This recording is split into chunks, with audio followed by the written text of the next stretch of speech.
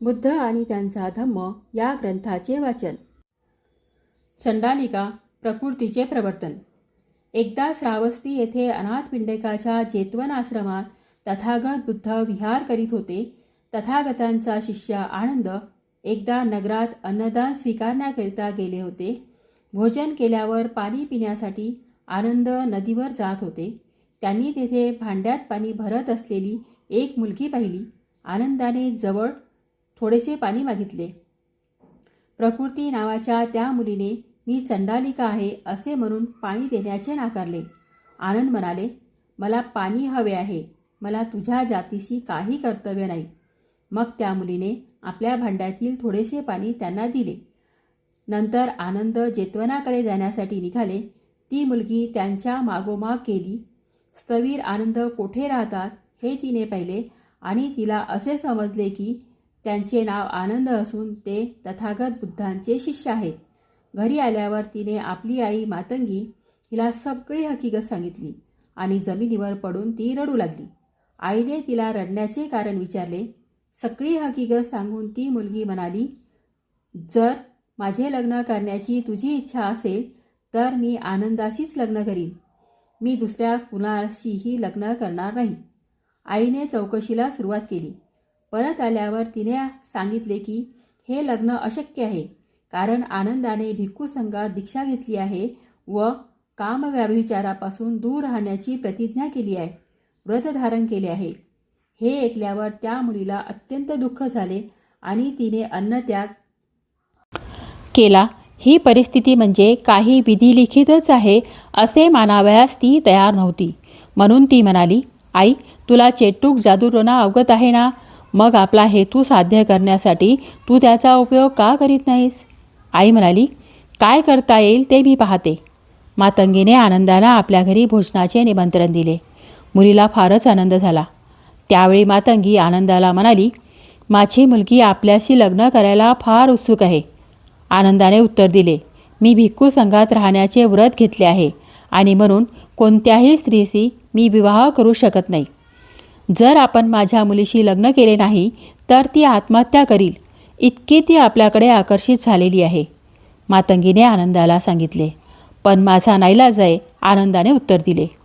मातंगी आत गेली आणि तिने आपल्या मुलीला आनंदाने लग्न करण्यास नकार दिल्याचे सांगितले. मुलीने ओरडून विचारले, आई, तुझी ती चेटूक विद्या कुठे गेली? आई म्हणाली, माझे चेटूक तथागतांच्या विरुद्ध चालू शकत नाही.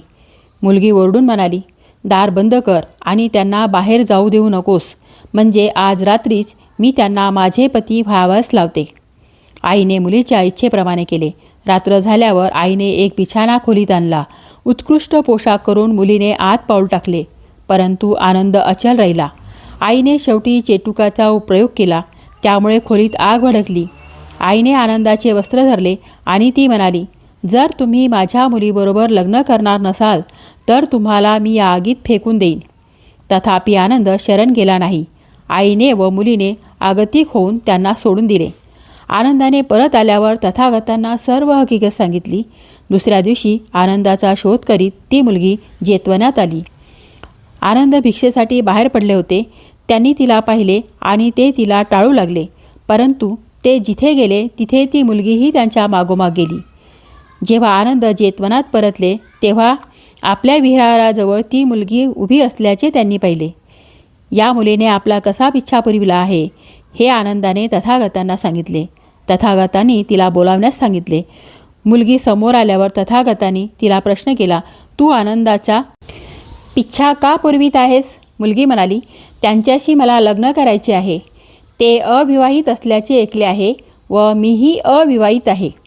तथागत म्हणाले, आनंद हा भिक्खू आहे आणि त्यांच्या डोक्यावर केस नाहीत.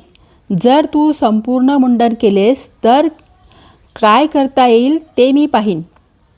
मुलीने उत्तर दिले, माझी तयारी आहे. तथागत म्हणाले, मुंडन करण्याविषयी तू आपल्या आईची संमती मिळवली पाहिजेस. मुलगी आईकडे आली आणि म्हणाली, आई, तुला जे करता आले नाही ते मी केले आहे. मी मुंडन केले तर आनंदाशी माझे लग्न करण्याचे वचन तथागतांनी दिले आहे. आई रागावली आणि म्हणाली, तू तसे मुळीच करता कामा नये. तू माझी मुलगी आहेस आणि तू केस राखलेच पाहिजेस. आनंदासारख्या श्रमणाशी लग्न करण्यास तू इतकी का उतावळी झाली आहेस? त्यापेक्षा चांगल्या माणसाशी मी तुझे लग्न लावून देईन. तिने उत्तर दिले, मी आनंदाशीच लग्न करीन किंवा प्राण देईन. माझ्यापुढे तिसरा पर्याय नाही. आई म्हणाली, तू माझा अपमान का करीत आहेस?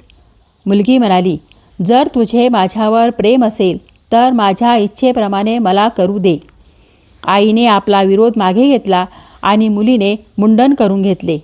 नंतर ती तथागतांच्या समोर गेली आणि म्हणाली, आपण सांगितल्याप्रमाणे मी मुंडन केले आहे. तथागतांनी तिला विचारले, तुला काय पाहिजे आहे? त्यांच्या शरीराचा कोणता भाग तुला आवडतो? मुलगी म्हणाली, माझे त्याच्या नाकावर प्रेम आहे, त्यांच्या मुखावर प्रेम आहे, त्यांच्या कानावर माझे प्रेम आहे, त्यांच्या आवाजावर माझे प्रेम आहे, त्यांच्या डोळ्यावर माझे प्रेम आहे आणि त्यांच्या चालण्याच्या पद्धतीवर माझे प्रेम आहे.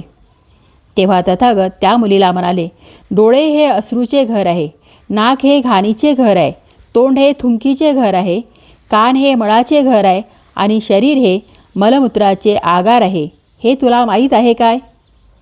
जेव्हा स्त्री पुरुष एकत्र येतात तेव्हा ते संतती निर्माण करतात, परंतु जेथे जन्म आहे तेथे मृत्यूही आहे, जेथे मृत्यू आहे तेथे दुःखही आहे. मुली, आनंदाशी लग्न करून तुला काय मिळणार आहे हे मला कळत नाही.